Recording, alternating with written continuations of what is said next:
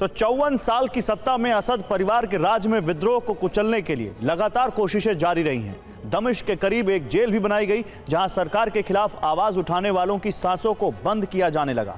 हजारों लोग उस जेल में दम तोड़ते रहे और तड़पते रहे। दुनिया के कई देशों की संस्था ने दमिश्क के पास मौजूद सैयदनाया जेल को इंसानों का कत्ल खाना कहना शुरू कर दिया। अब इसी जेल में विद्रोही दाखिल हुए हैं। जेल में बंद कैदियों के साथ इसका घिनौना और डरावना सच भी बाहर आ रहा है। दमिश्क से 30 किलोमीटर दूर सीरिया का वो नर्क जहां जिंदगी मौत से भी बदतर है।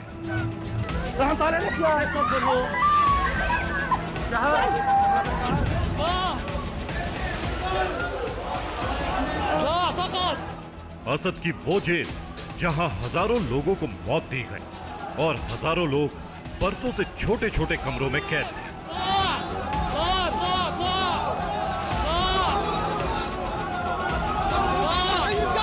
ये सैयदनाया जेल, दुनिया इसे इंसानों का बूचड़ खाना कहती। ये इसका बाहरी हिस्सा है, लेकिन अंदर काल कोठरी जैसे छोटे छोटे सेल हैं। ये जेल का वो इलाका है जहां ना तो सूरज की रोशनी पहुंचती थी, ना खुली हवा।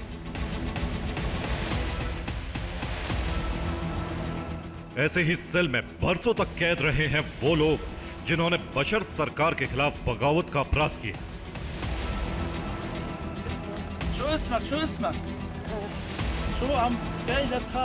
देखिए इस जेल में रहने वालों की क्या हालत हो चुकी है।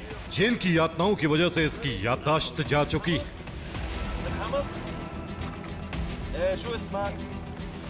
इस नाबालिग को भी बरसों से जेल में रखा गया। इसे भी याद नहीं इसके माता पिता कौन है। सैयदनाया जेल में घुसे विद्रोहियों को दीवारों के पीछे से कैदियों की आवाज आ रही है,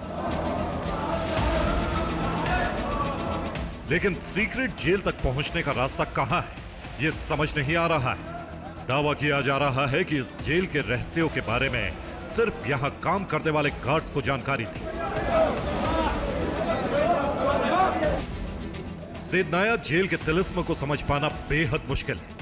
जेल में घुसे विद्रोही इस मैप के जरिए जेल के भूल भुलैया वाले रास्तों को समझने की कोशिश कर रहे हैं।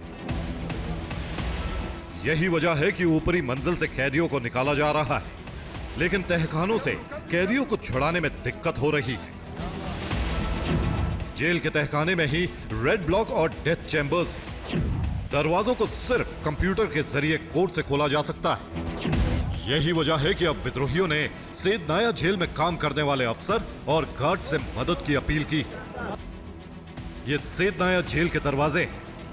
इलेक्ट्रॉनिक लॉक वाले इन दरवाजों को कोड के जरिए ही खोला जा सकता है। लोहे के इन मजबूत दरवाजों को तोड़ना बेहद मुश्किल है। जेल के सर्विलांस रूम में तहखाने में मौजूद कैदियों को देखा जा सकता है, लेकिन इन लोगों तक पहुंच पाना बेहद मुश्किल है। जेल से स्टाफ और गार्ड के निकलने के बाद इन कैदियों तक खाना और पानी भी नहीं पहुंच पा रहा है।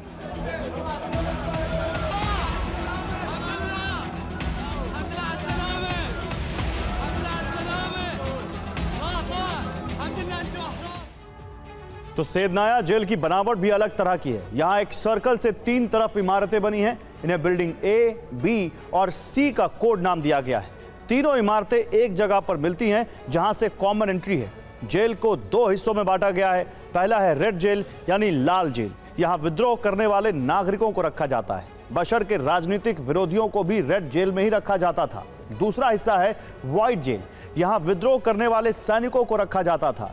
इसी जेल में बगावत करने वाले सरकारी अफसरों को भी रखा जाता था। जेल बाहर से 3 मंजिला नजर आती है, लेकिन अब खुलासा हुआ है कि यहाँ कई गुप्त तहखाने हैं। जमीन के कई फीट नीचे कैदियों को छिपा कर रखा गया है। तहखानों में 8 मीटर लंबे और 6 मीटर चौड़े कमरों में कैदियों को रखा जाता था। यहाँ वेंटिलेशन के नाम पर एक छोटी सी खिड़की बनाई गई है।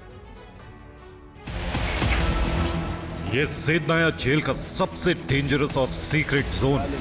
यहाँ कुछ चुनिंदा गार्ड्स और जेल के जल्लाद ही जा सकते थे। इतने सारे फंदों को देखकर अंदाजा होता है कि यहाँ एक साथ एक समय में कई लोगों को मौत की सजा दी जाती थी। और उससे भी खतरनाक है शव को नष्ट करने वाली ये मशीन।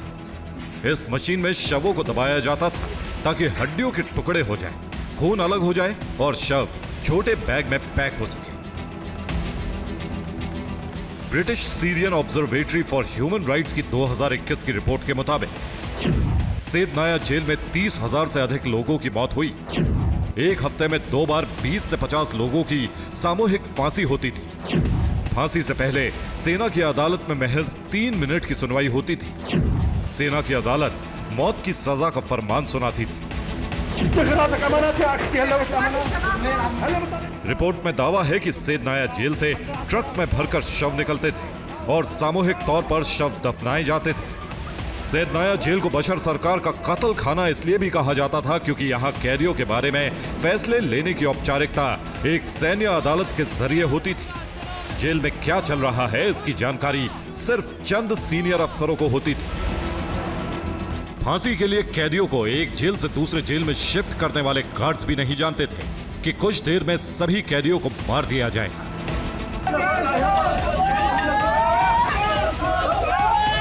जेल की पहेली में उलझे विद्रोहियों का सब्र जवाब दे रहा है। जेल में रास्ते बनाने के लिए दीवारें तोड़ी जा रही हैं।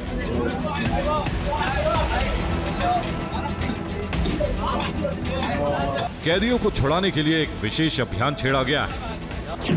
व्हाइट हेलमेट की 5 टीम जेल में गई। टीम के साथ कई खोजी कुत्ते भी गए हैं। लोहे के दरवाजे तोड़ने की मशीनें गई। टीम के सभी लोग ऐसे मिशन में ट्रेंड हैं। जेल से निकलने वाला हर सीरियाई नागरिक बेहद खराब मानसिक हालत में है, बेहद मायूस है और यातनाओं को याद करते ही रो पड़ता है। विद्रोहियों ने दूसरे देशों से भी मदद की गुहार लगाई ताकि जेल में फंसे 1 लाख से अधिक कैदियों को बाहर निकाला जा सके।